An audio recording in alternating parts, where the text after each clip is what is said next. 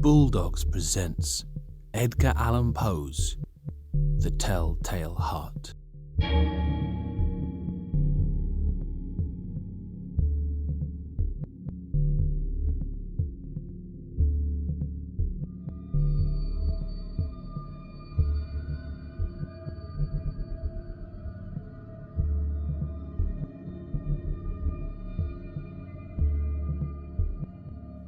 True. Nervous. Very, very dreadfully nervous I had been and am, but why will you say that I am mad? The disease has sharpened my senses, not destroyed, not dulled them. Above all was the sense of hearing acute. I heard all things, in the heaven and in the earth. I heard many things in hell. How then am I mad? Hearken and observe how healthily, how calmly I can tell you the whole story. It is impossible to say how first the idea entered my brain, but once conceived, it haunted me day and night. Object, there was none. Passion, there was none. I loved the old man. He had never wronged me. He had never given me insult. For his gold I had no desire. I think it was his eye. Yes, it was this. He had the eye of a vulture, a pale blue eye with a film over it. Whenever it fell upon me, my blood ran cold, and so by degrees, very gradually, I made up my mind to take the life of the old man, and thus rid myself of the eye forever. Now this is the point. You fancy me mad. Madmen know nothing, but you should have seen me. You should have seen how wisely I proceeded, with what caution, with what foresight, with what dissimulation I went to work. I was never kinder to the old man than during the whole week before I killed him, and every night, about midnight, I turned the latch of his door and opened it, oh so gently. And then, when I had made an opening sufficient for my head, I put in a dark lantern, all closed, that no light shone out. And then I thrust in my head. Oh, you would have laughed to see how cunningly I thrust it in. I moved it slowly, very, very slowly, so that I might not disturb the old man's sleep. It took me an hour to place my whole head within the opening, so far that I could see him as he lay upon his bed. Ha! What a madman have been so wise as this! And then, when my head was well in the room, I undid the lantern cautiously, oh so cautiously, for the hinges creaked. I undid it just so much that a single thin ray fell upon the vulture eye. And this I did for 7 long nights. Every night, just at midnight. But I found the eye always closed. And so it was impossible to do the work, for it was not the old man who vexed me, but his evil eye. And every morning, when the day broke, I went boldly into the chamber and spoke courageously to him, calling him by name in a hearty tone, and inquiring how he has passed the night. So, you see, he would have been a very profound old man indeed to suspect that every night, just at 12, I looked in upon him while he slept. Upon the 8th night I was more than usually cautious in opening the door. A watch's minute hand moves more quickly than did mine. Never before that night had I felt the extent of my powers, of my sagacity. I could scarcely contain my feelings of triumph to think that there I was, opening the door little by little, and he, not even to dream of my secret deeds or thoughts. I fairly chuckled at the idea, and perhaps he heard me, for he moved on the bed suddenly, as if startled. Now you may think that I drew back, but no. His room was as black as pitch with the thick darkness, for the shutters were fastened through fear of robbers, and so I knew that he could not see the opening of the door, and I kept pushing it on steadily. I had my head in, and was about to open the lantern, when my thumb slipped upon the tin fastening, and the old man sprang up in bed, crying out, "Who's there?" I kept quite still, and said nothing. For a whole hour I did not move a muscle, And in the meantime, I did not hear him lie down. He was still sitting up in the bed, listening, just as I have done, night after night, hearkening to the death watches in the wall. Presently I heard a slight groan, and I knew it was the groan of mortal terror. It was not a groan of pain or of grief, oh no. It was the low, stifled sound that arises from the bottom of the soul when overcharged with awe. I knew the sound well. Many a night, just at midnight, when all the world slept, it has welled up from my own bosom, deepening, with its dreadful echo, the terrors that distracted me. I say I knew it well.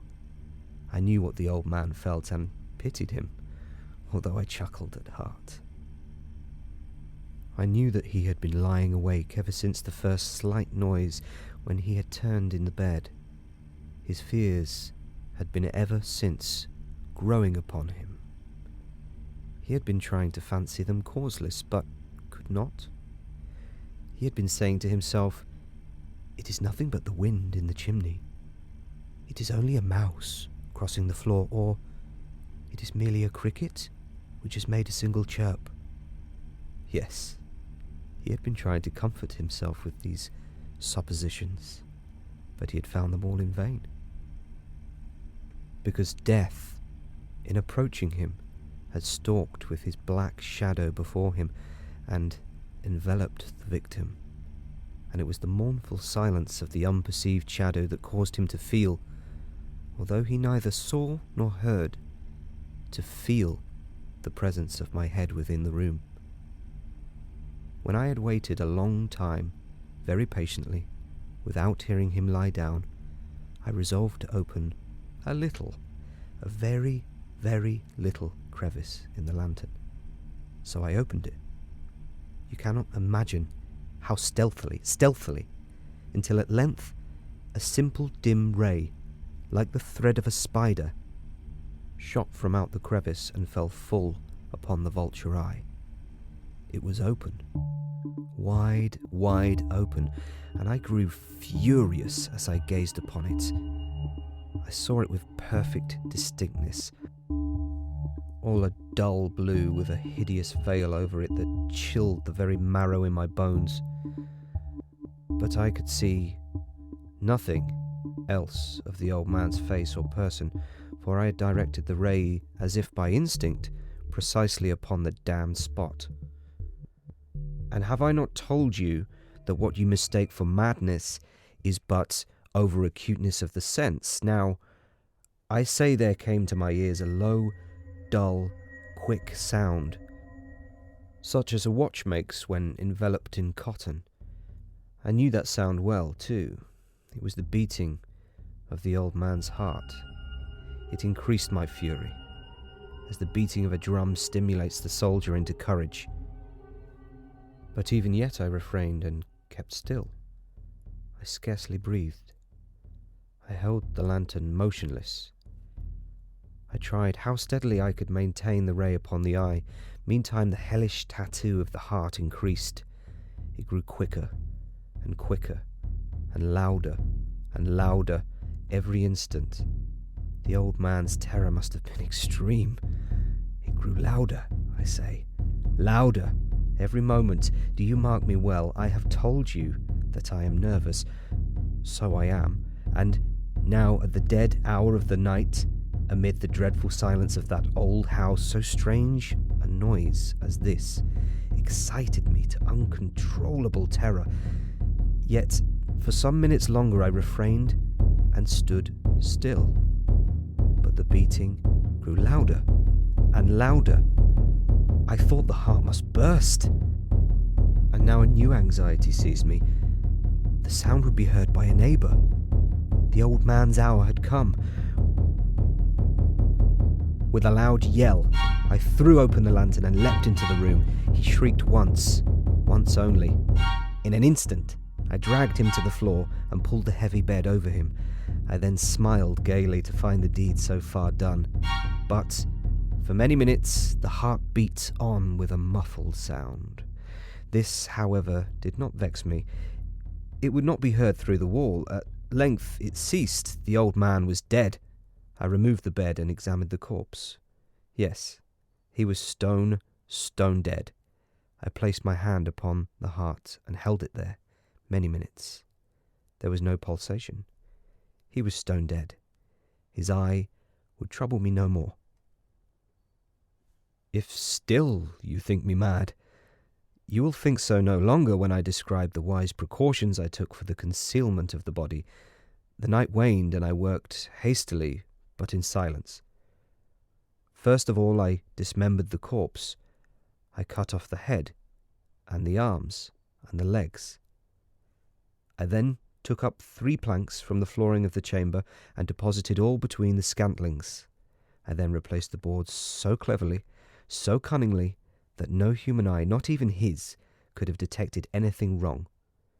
There was nothing to wash out, no stain of any kind, no blood spot whatever. I had been too wary for that. A tub had caught all. When I made an end of these labours, it was 4 o'clock, still dark as midnight. As the bell sounded the hour, there came a knocking at the street door. I went down to open it with a light heart, for what had I now to fear? There entered 3 men, who introduced themselves with perfect suavity as officers of the police. A shriek had been heard by a neighbour during the night. Suspicion of foul play had been aroused. Information had been lodged at the police office, and they, the officers, had been deputed to search the premises. I smiled, for what had I to fear? I bade the gentleman welcome. The shriek, I said, was my own in a dream. The old man, I mentioned, was absent in the country. I took my visitors all over the house. I bade them search well. I led them, at length, to his chamber.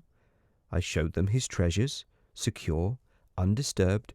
In the enthusiasm of my confidence, I brought chairs into the room and desired them here to rest for their fatigues, while I, myself, in the wild audacity of my perfect triumph, placed my own seat upon the very spot which reposed the corpse of the victim. The officers were satisfied. My manner had convinced them. I was singularly at ease. They sat, and while I answered cheerily, they chatted of familiar things, but ere long I felt myself getting pale and wished them gone. My head ached, and I fancied a ringing in my ears, but still they sat and still chatted. The ringing became more distinct. It continued and became more distinct. I talked more freely to get rid of the feeling, but it continued and gained definiteness until at length I found that the noise was not within my ears. No doubt I now grew very pale, but I talked more fluently and with a heightened voice, yet the sound increased. And what could I do? It was a low, dull, quick sound, much such a sound as a watch makes when enveloped in cotton. I gasped for breath, and yet the officers heard it not. I talked more quickly, more vehemently, but the noise steadily increased. I arose and argued about trifles in a high key and with violent gesticulations, but the noise steadily increased. Why would they not be gone? I paced the floor to and fro with heavy strides, as if excited to fury by the observations of the men. But the noise steadily increased. Oh God, what could I do? I foamed, I raved, I swore. I swung the chair upon which I had been sitting and grated it upon the boards. But the noise arose over all and continually increased. It grew louder, louder, louder. And still the men chatted pleasantly and smiled. Was it possible they heard not? Almighty God, no, they heard. They suspected, they knew. They were making a mockery of my horror. This I thought, and this I think. But anything was better than this agony.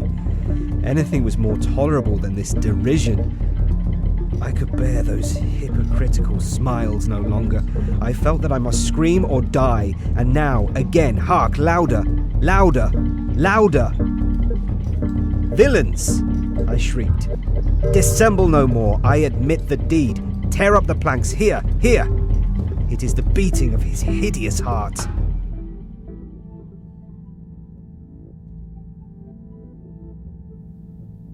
Edgar Allan Poe's The Tell-Tale Heart, performed and read by Benjamin Ansell. Original music by Merrick Wells. A Bulldogz production.